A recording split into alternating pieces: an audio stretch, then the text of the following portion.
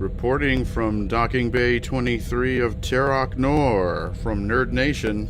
I'm Dave Ward. And I'm James Nimmons, and this is Pop Satellite. So it's, I don't know, it's a little drafty in here for Docking Bay, I guess. Well, you know, you take what you can get. Yeah, they always just, I don't know, they seem to stick us in the damnedest places. Strangest of places, you know. The damnedest places. I expect to be interrupted at any time by people doing their job. Oh, yeah, well, lots of people can claim to do that, like lawyers. Okay, that was a good way to get into that. Like lawyers. Well, I hate lawyers. And why is that on the agenda today? Huh? Oh, okay, I get what you. I know where you're going. I know where you're going with this. But sometimes taking on silly things is just wrong. Sort of like the couple lawsuits that we've had fly up here recently involving the fandom realm. One of them being Monster Energy drink not supposedly they are. They filed a copyright lawsuit against the Mad Monster Party convention, which is a horror convention. I hear it's a lot of fun. Yeah, we went to the Charlotte one a couple times. Our friends go. Oh, I've never been to that. Oh, I thought you had. Nope.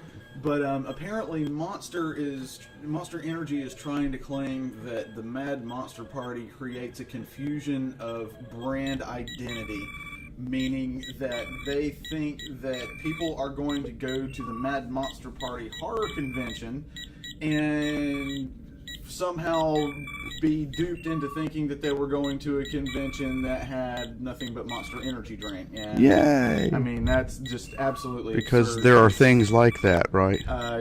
Yeah, they're called sporting events where there's other sponsors going on besides Monster Energy, or Monster Energy is sponsoring the event or concert or whatever else, and it's splattered everywhere. Mad Monster Party. That means those people are going to all drink Monster. Right. Oh yeah. Let's go. So greedy company. Why isn't the both companies have been around a long time? So why now? Why suddenly now? Monster Energy's a greedy company, man. They want to. Maybe they're getting some bad legal advice. Is a bad move to go striking out at something like that. It is, but the bigger you are, the more you want to lay a claim to whatever you think is yours. You can't own the word monster. Well, I know that, and that's like akin to Gene Simmons trying to patent they're going to lose. Horns, they're going to cost them money and lose, and probably try to run the clock out in the legal sense. Well, I don't know. And bankrupt the con. We can hope that Monster gives up, but the other lawsuit. This is a good segue into that. Is San Diego actually won some part of their suit that precedent. Yeah, that Salt Lake City Comic Con, the entity that was the original target of the suit, has to change their name because Comic Con is applicable to be San Diego's sole possession, and they even included like a couple of phonetic differences in spelling and whatnot to be included in that, so no one would try that. I think they stopped short of going with the actual like comic convention full phrase, but that's the word con was always used though to represent a convention, because I heard of all kinds of cons in the 80s. Vorcon was a stupid con that this kid had that maybe 20 people came to in Anderson, but it was a convention, and those things existed, and they were all called cons. So I mean, it's stupid.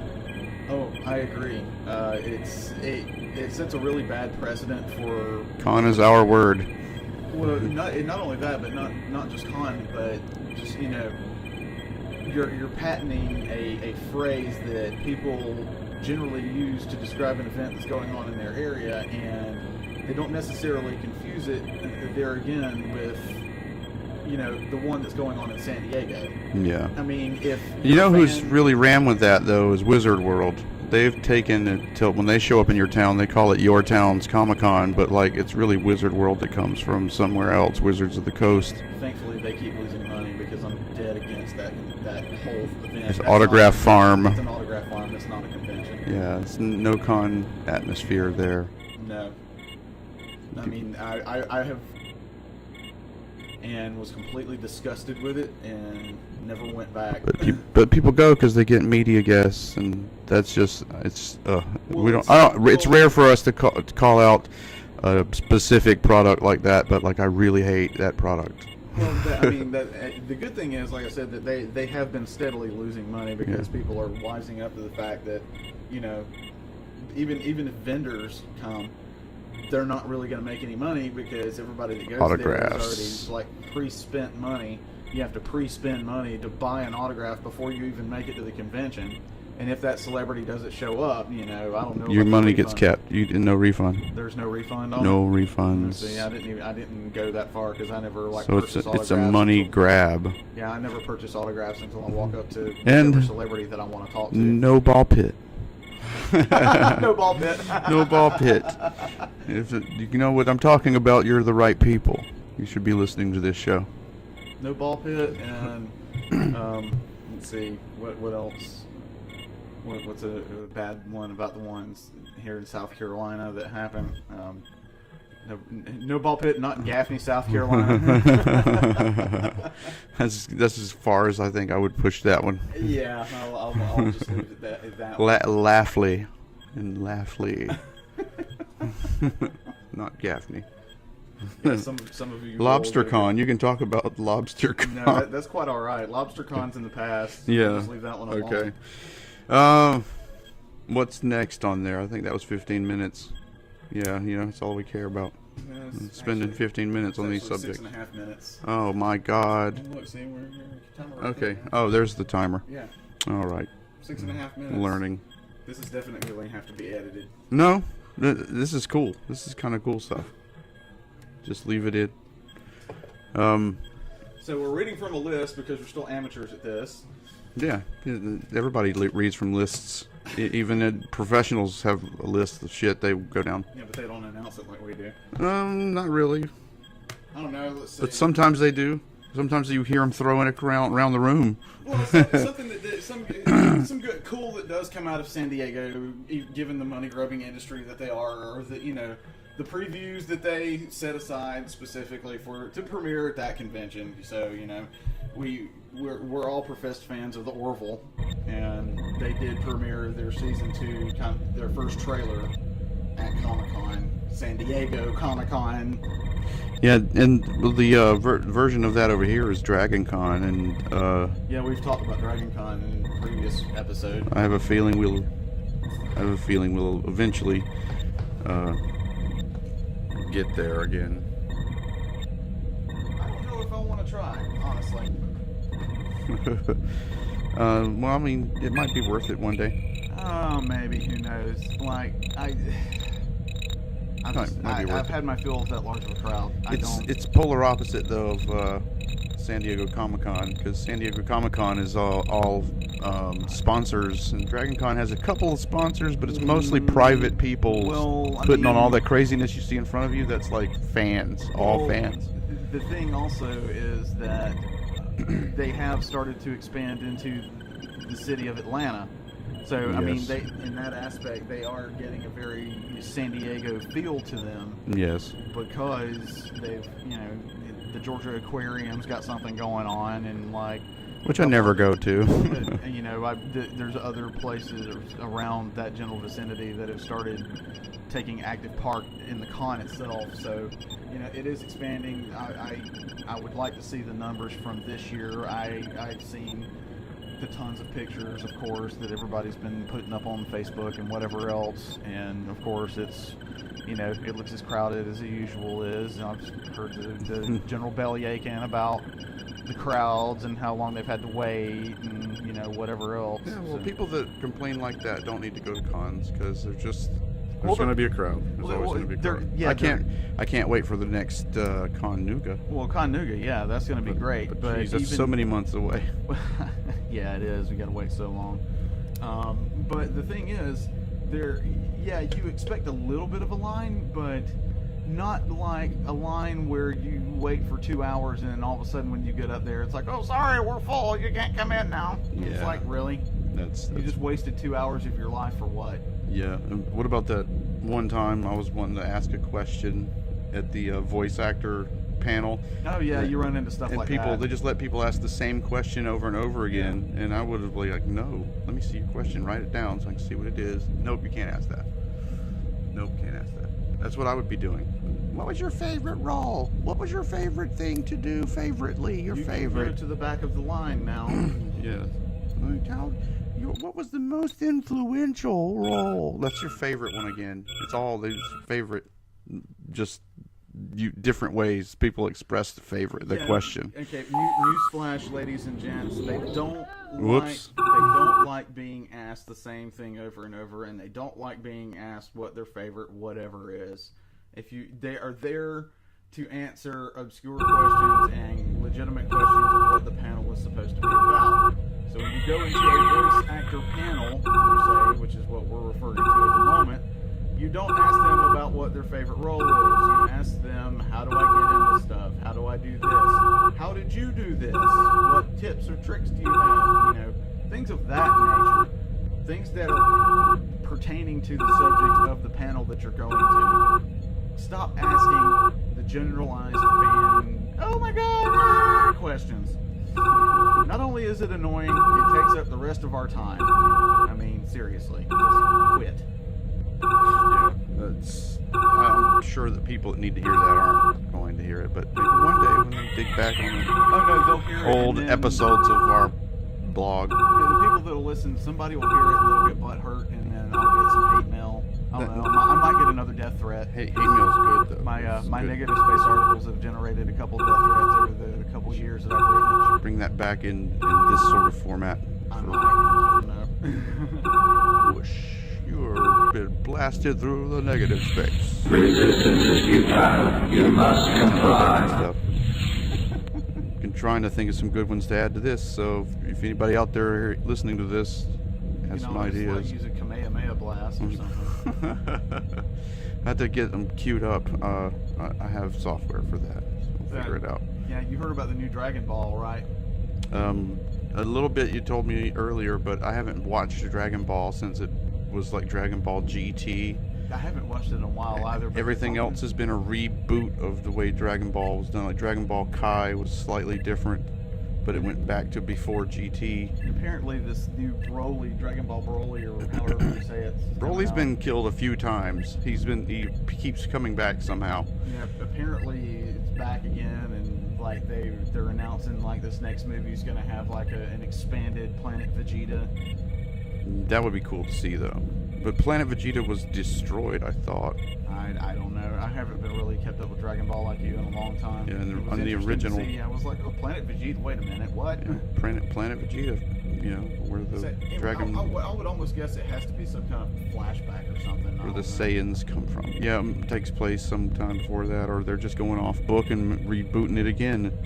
Japanese storytellers sometimes do that. Like there was another cartoon called Tenchi Muyo, and there were 2 or 3 different versions. It was the same basic story over with the same basic characters, but they acted slightly different each time. Trying to confuse people that didn't know or paying attention. I guess because one was a little more adult, and one was a little more childlike, and one was like right there in the middle. Well, at One least had they more actually adventure. At least they actually tried to differentiate the characters, even. In Yeah, the Japanese do that a lot though. Like they redo. There's 3 or 4 different versions of Transformers. Well, then, You know, you've got the 2 Voltrons. Come on. yeah, you've got the era over here. Everything is like a redo, remake. Oh, we got to remake it. Yep. Oh, it's old. It's too old. We got to remake it with modern stuff in it. And Oh. it's just like, oh my god. Speaking of, Stop, please. I did watch the new Voltron that Netflix is doing. It's good. First 2 episodes. It's a remake, but it's fucking good. Yeah. I mean, it's the first Voltron. It's just they have more personality to them. Yeah, I mean, I've actually enjoyed it. I am not opposed to the new Voltron on Netflix. It does bring back a lot of memories from when I was a kid and watching it on afternoon TV on the UHF. Yeah. Channel 21. No, I think ours was on TV 40 here. TV 40. Yeah, that's where I always watched it anyway. I don't even remember where I actually watched it. It might have been TV 40. It was. I know it was on the UHF band because I always had to flip through my UHF. WAXA TV 40. Yeah, that was our affiliate for that. You could also watch the Spiral Zone, which was a good cartoon, and Jason the Wheel Warriors every once in a while. See, that's where a lot of that's originally where I watched the WWF as well, was on that affiliate. It was USA for me on Saturday night's main event, and Monday Night Wrestling, I think it was called, and of course on Sunday afternoon it was All Star Wrestling. Yeah, All Star Wrestling on Sunday was what I watched on the UHF TV 40. Yeah, that's the because I had my first TV. This is how far back I go. I had my first TV was a 12-inch Montgomery Ward black and white with the dual dial, with like the straight antenna for the VHF and the circle curved antenna for the UHF. So yeah. Or sometimes you get one that's like a rectangle antenna and a circle antenna. Yeah. Yeah, that's crazy. So that's how far back I go. Dang. The local channels. On the antenna. Yeah. No one's gonna know what that's like again. Well, you could get a crappy picture, but you could still understand what was going on. It might be grainy looking, but it wouldn't have artifacts, crazy blocks and stuff. It just makes it unwatchable. Yeah, the digitizing has done a number. They need to get better at that. Yeah, instead of snow, you got. Yeah, I would rather have a crappy signal than that's analog. Yeah, and have the snow just. Yeah, just coming in, and then you can still see a guy catch a pass. You know. Still remember a line if it was a rerun. Yeah. But yeah, man, the remakes that like Hollywood, it's like have they truly truly run out of ideas, or are they just trying to make a buck, like cash in on like parents that remember this being a great flick and like bringing their kids to see the new ones? They're running out of ideas. They've got Duck Duck Goose and Tag with Ron Helm. John Wasn't there Helms. an emoji movie too? There was an emoji movie. It's like taking a dump movie. You know, what is next? Where are the writers? What happened to them? They all get sacrificed to some weird Illuminati god. Went on strike. That's what happened. And they're just like, writers, we don't need them. Because there's so many good stories out there that could just be great TV shows and great movies. You know, they're called books. They're great stories. I mean, no, it's like, you know, the biggest entity in the world right now, Disney, because, you know, they are trying to take over the world. Yeah, you know. they just ignore the books. They own the entire, or damn near the entire Marvel library, and they own all of Pretend. And do they go by them? Barely. Right. Just enough to satisfy some of the hardcores, because they know they're still going to complain. They have to know. But then they throw in all this other stuff that. Well, no. Now the thing to do is, if you complain about it, you're a bigot because of diversity, and so now if you complain about it, you're shamed. I'm not against women, but I'm sorry, the new Ghostbusters sucks. Yeah, terribly. It doesn't matter what it is. They call you a Star Wars fan. Yeah. It doesn't matter if it was all women or, you know, all guys again. Or there were no queef jokes. There was a "this man has no dick" joke, but that was, you know, quite well into the movie. Queefs and farts. Come on now, guys. Queefs and farts have no place in the Ghostbusters. Well, there is no flavor because the original flavor of that movie cannot be replicated. No, yeah, right. That's again with remakes. Let's remake it. Original ideas, man. They're out there. There's tons of people out there with original ideas that could sell them to you. I would love to see, you know, maybe Syfy get a hold of some. You know, the no talent hack that replaced sci-fi. Because I'm sick of Sharknado. I'm sick of the stupid. Every Sharknado movie gets its fucking premiere at San Diego Comic-Con. It does, but it's, I mean, you know, that's a spit in the face of people that make real movies. It's capitalizing on the ignorance yet again, and this shark's big. Again, you know, you have a channel for science fiction. Use it properly, please.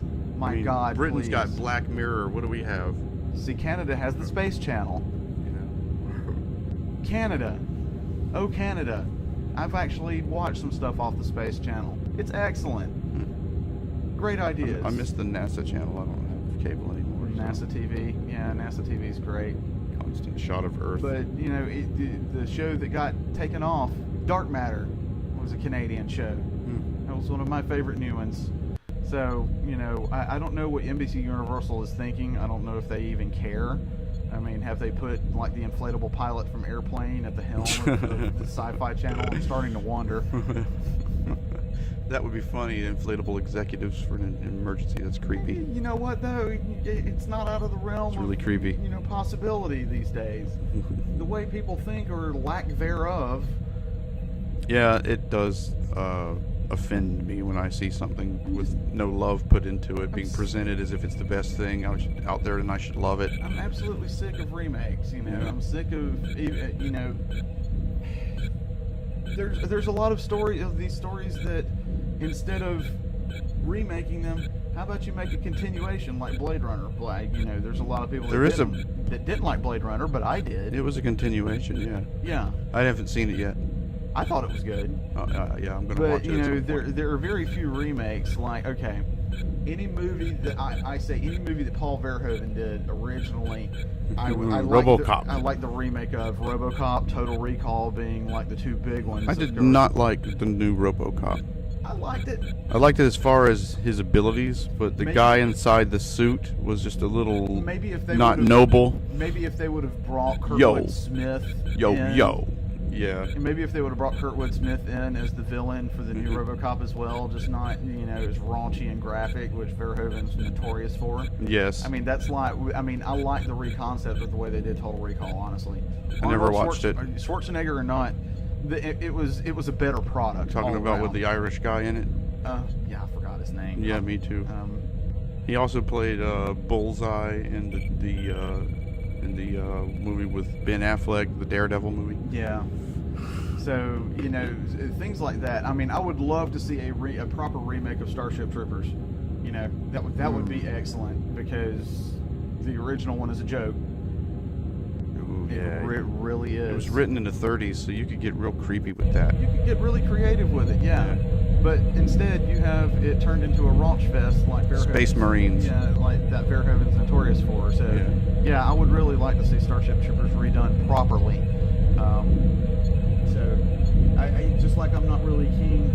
You know, Quentin Tarantino is one of my favorite directors. I really do not want to see him do a Star Trek movie. I would love to see him do a Star Trek movie.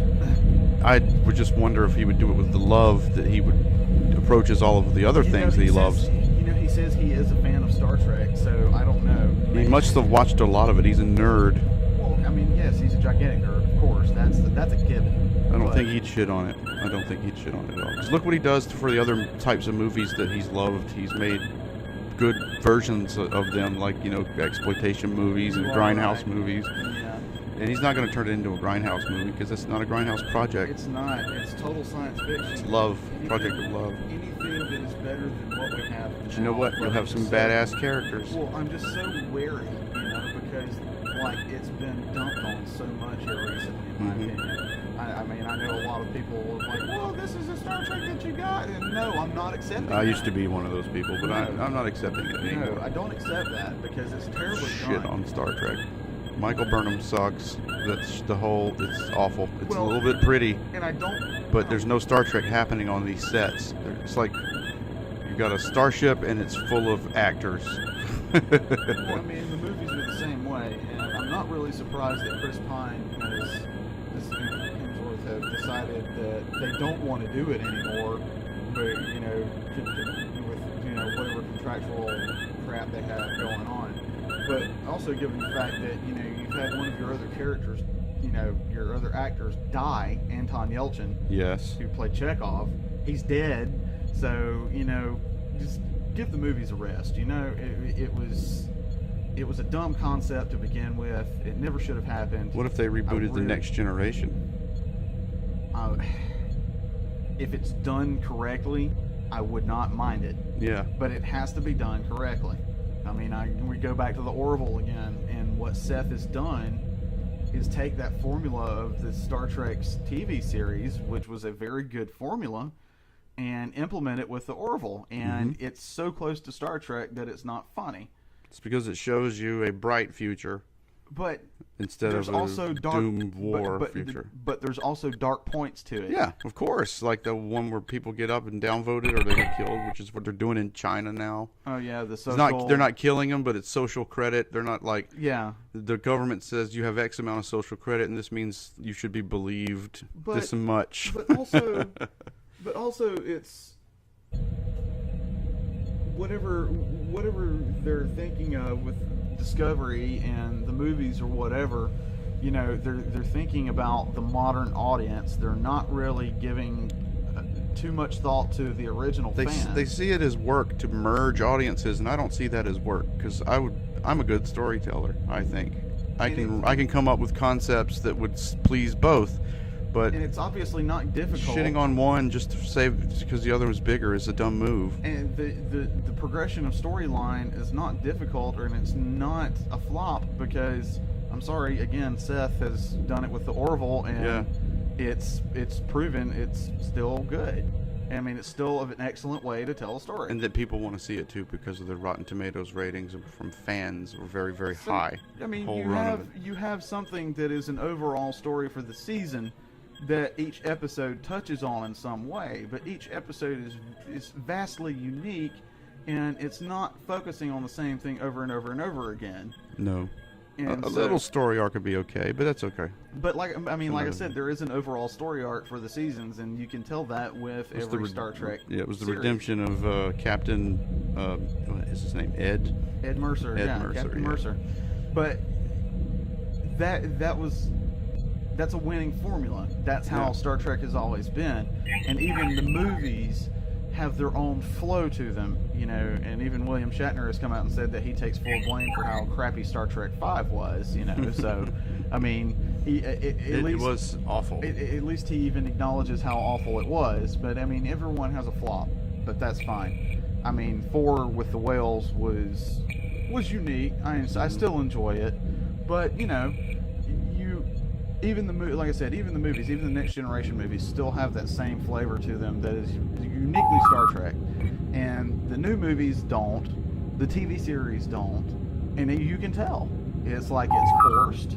It's very plastic. It's very fake. They're like playing Star Trek. You know, It's written by people who don't love Star Trek. I don't get it. I just don't get it. And they got, I don't know. I might have believed Spock had a human stepsister this whole time and never mentions her. Yeah, I'm not buying that. Yeah. Where was she when his parents came to visit? Did they leave her alone on a planet, or the half wants to kill her? Yeah, I don't know. Maybe the lack of a Star Trek movie this summer is why it's like one of the biggest summer grossings of, I think, what they say, like the past 25 years or something. Well, it's always that, because money is worth less each year. It takes more of it. Going to see it too. Yeah, it takes more of it to get. What did they say? It was the best summer season growth in 20 years because of the superhero movies. I mean, we've had superhero movies for a long time, and honestly, you know, I go back to the great giant Disney. You know, if you're not going to follow a set storyline from a set sect of the comic, stop trying to intermingle different eras and different generations and trying to make it. Yeah, I mean, you just make it muddy. It's uncomfortable. Yeah, I mean, it's muddy. It's uncomfortable. Trying to tie in all the TV series with it, doesn't mean you love it. Making this big marketing giant. Just stop. Just stop, please. You know, I saw this political cartoon of a real tired-looking, skinny cow, and Mickey was walking over to it with a bucket, and the cow had a thing around its neck that said Star Wars. Mickey says, "Come on, we're going to squeeze out a little more." Yeah, exactly. I mean, that's very, very accurate. And now they're going to do the same thing with Marvel.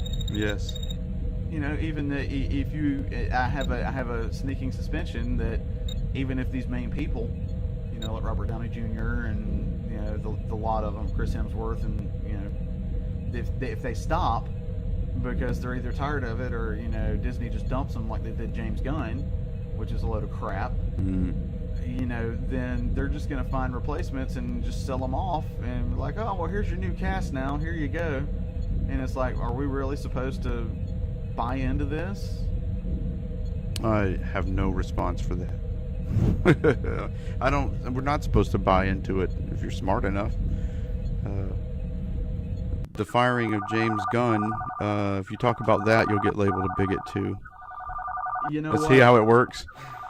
I don't even know what it was he supposedly said or did or whatever. He tweeted something I don't remember years either. ago, and they dug it up. But and then Disney itself as an entity is more guilty of. They made Uncle Remus so racist and sexist. There you go. Yeah, racist and sexist stuff throughout the ages since they started. since Walt Disney started them. Walt Disney was anti-Semitic, well-known anti-Semitic person. Yeah, so saying that you're firing James Gunn and you won't rehire him. It's because they're afraid of SJWs. I don't know what little do they know that SJWs don't like capitalism either. So, because it's part of the white heteropatriarchy, and I'm surprised that this worked itself into this podcast, but it did. Yeah, I don't want to delve into that. Me either, but it'll come for you if you talk about James Gunn. All of that will come for you. It's a bad precedent anyway, just the whole thing, because everyone has a past, everyone has a checkered past, everyone's done something that they regret or whatever. It's the past. If they've owned up to it, if they've already apologized for it, if they've already done, penance or whatever else, leave it alone. It has no bearing on what you're doing now. It has no bearing on what is done in the future. If he does something else, then you chastise him, you fire him, or whatever else. Something that he's already done and atoned for, firing for is ridiculous. That just means you wanted to get rid of him for some other reason, and you found a reason to fire him. You're just a disgruntled fan, Dave. That's what it is. You're just a disgruntled old person. Well, I just know your how way of thinking is wrong. I just know how management works, because it works all the same. It doesn't matter what industry you're in. Wow. Okay. But anyway, I was just fucking with my phone. Sorry about that. Not that I was bored or anything, but don't we have a list we're neglecting now? No, We've gone off book. Have we gone off really, book? No, we can talk about just about everything, really. Well, crap. This is only half over. What are we gonna do for the other half? I don't know. Talk about stuff we hate. I mean, there's a long list of that for sure. Well, like we can talk about. I want to mention Con Nuga again. If you know us in real life and all that, or seen any of the other things we've done, we like to go to conventions, cons. We'll continue to say con. Make con yours. Come on, Make the Comic-Con yours. We need a slogan. But the next one coming up that we're looking forward to a lot is Con Nuga in Chattanooga, Tennessee, and it's grown a little bit, but with plans that it won't get too big, like Dragon Con did. Yeah, Todd has already said that he's going to cap the attendance at a certain amount, and I think he's about halfway there, which is fine because I would like to see double the amount of people there, and then that be it. That would be a lot of people. That's pretty much where it sits right now. You and him are pretty much on the same wavelength as far as that goes. Yeah. So. Because double the amount of people there. Wow, you have a whole world to go get lost in. Yeah, it's. You'll have more adventures with more people. That's just the way I see it with cons. A lot more fans, you got a lot more conversations, a lot more connections being made. Conventions are like that. I mean, like we were going down to Jekyll in December before anything. That's our next big one. We've never been to that one though, so no opinion yet, but we'll probably give a review and take some video. Well, us personally, I know Harlequin has went, and we've sent a couple other people down there, and with it being like early December, it's kind of difficult to like plan when you got so much other stuff going on. But we're actually going this year. James and I are, so we'll let you know for sure. We might be doing a live cast if everything takes off, and you guys want to hear us live and messing around or whatever. We might do that, but yeah, we got that, and then our new favorite, Days of the Dead. Oh yeah, that's a good one. That's in January this year because Lots of Atlanta. fun. The first one in Atlanta, by the way, is usually in February at the start. But since the Super Bowl is in February in Atlanta this year, Adolfo and company have had to move it back to January. But not a So, big yeah. deal. Still going to be a very fun time, which it always is. Means we get to go sooner. Yeah, that and And- we can go to do other things for the Super Bowl before Connuga as well. So we're not rushing back home. from the Connuga's con. in February. Yeah, end of February. You could get both of these by going to daysofthedead.com or Connuga, CONNOOGA. No, CONNOOGA. Okay, yeah, Two N's. CONNOOGA.com. Yeah. And see the schedules there and list of guests and stuff. Connuga will also have an app for Android and Apple. Yes, so you can download those if you're going to that sort of thing. We love to talk about cons, go to cons. Also looking forward to adding any other small cons on the East Coast to our itinerary. So if you can think of any or go to some, send us information. Or if you're a Here. convention founder and you'd like us to come up and do something, then send us a line as well. Yeah, you can. I'm gonna put the address up now. That's where it'll be. I'm pointing out in space. You can't see me. So use that address to send us your ideas and anything else along the line of conventions or events. I guess that wraps this one up. I'm at a loss right now of what to talk about.